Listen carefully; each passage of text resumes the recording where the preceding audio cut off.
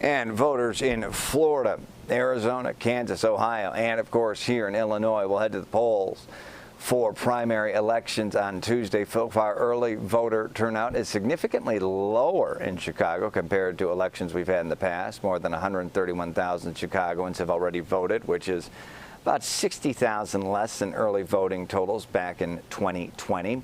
Part of it could be the lack of passion for the parties in power, the lack of a big draw name on the ballot, the lack of a big election, if you will, the dwindling power of groups who helped shake Chicago's old political machine. One of those groups, the Irish, just had their biggest weekend of the year following the Southside Irish Parade just a day ago. But the event, the community may not have as heavy a hand on the levers in Illinois politics as they once had. Joining us now is our friend of the stream, Leigh Giangreco of Crain, Chicago. She knows everything politics, city hall, county, etc. Leigh, thanks for coming on the stream, and thanks for wearing your green today. Well, top of the morning to you, Brad. It had to represent, right? Top of the morning to you too, Leigh. So you had a really good piece in Crain, Chicago about the waning Irish influence of politics here in the city, a daily city, through and through for how many decades. And so proof could be seen in the lack of political heavyweights even marching over the weekend. You say logistics could be to blame for part of it, but you also point to something with deeper implications here locally, that the Irish just aren't as powerful as they used to be. What did you find out in your reporting that led you to this conclusion? Well, we've seen the downfall of some of these big Irish political heavyweights just over the last 5 or 10 years now.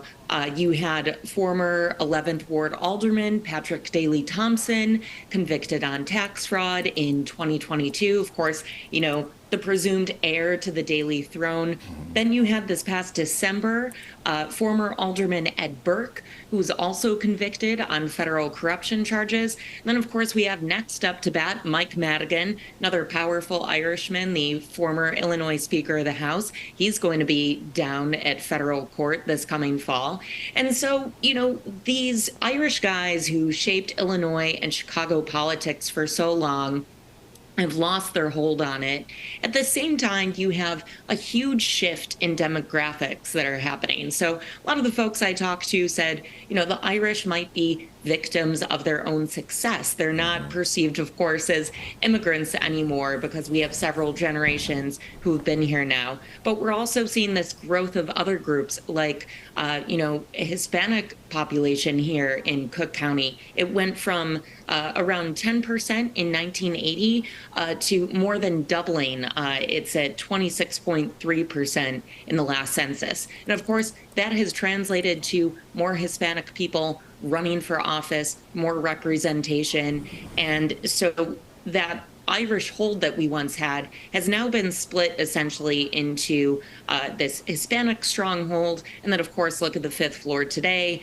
We have a Black mayor, Black, not entirely Black city council, but many in city council are Black, as was, the previous mayor. Yeah, back-to-back Black mayors. And if you look at, just for an example, you bring up a great point, just shifting demographics. I mean, look at Burke, maybe the most powerful city councilman in the history of city councilmen. I mean, his ward became largely Latino, Latinx by the time he downfell, if you will. Trade unions, you also point out, take center stage at the Southside Irish Parade most years, but do their endorsements matter as much now, especially when you go over a year ago? We saw public sector unions like CTU really put Mayor Brandon Johnson over the top. I mean, he is a product of, a leader of, and now leader of the city. I mean, he's everything CTU, if you will. Are they the next power broker, if you will?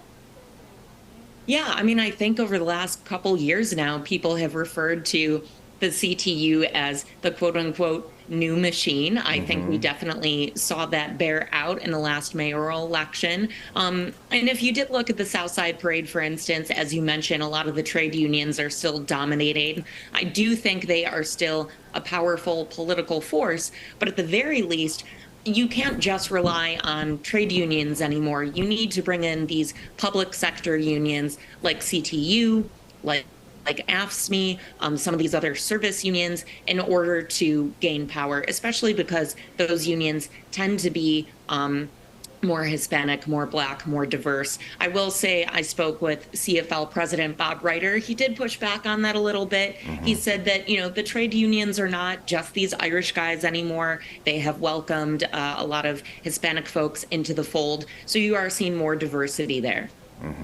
It's interesting, though, when you talk about the public unions, they do tend to speak not only with a lot of money, but often come with more of a unified voice, which is an interesting point you bring up here. So similar to seeing a D or an R, Democrat or Republican, next to a candidate's name in the ballot, there is still a portion of rubber stamp voters who see an Irish name and check that box, in which elections, and most noticeable. And what have some candidates done to make sure people really know they're Irish? If I threw an O in front of Edwards, I would probably get much more checks as an O Edwards than if I were just an Edwards. What do you see?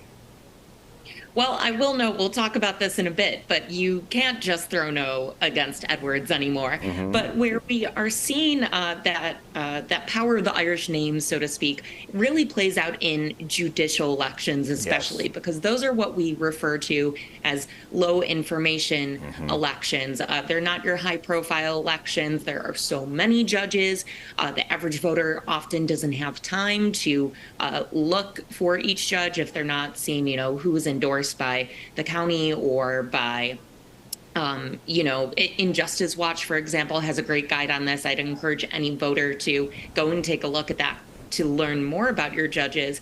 But because most folks don't have time, they usually go by the name. And traditionally, Irish names have put these candidates over the top. In fact, I looked at a 2010 DePaul study by researcher Albert Klump, and I spoke with him, and he said that actually these Irish surnames gave judicial candidates a 10% advantage. I mean, that's pretty big. Yeah. And then I did follow up and ask, hey, how has this changed over the last 10 years since you did this study?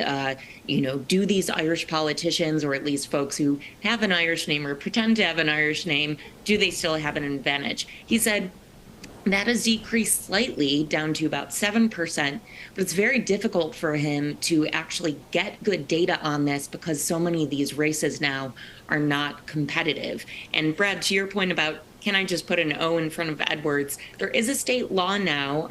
It was introduced by Senator Don Harmon back in 2007.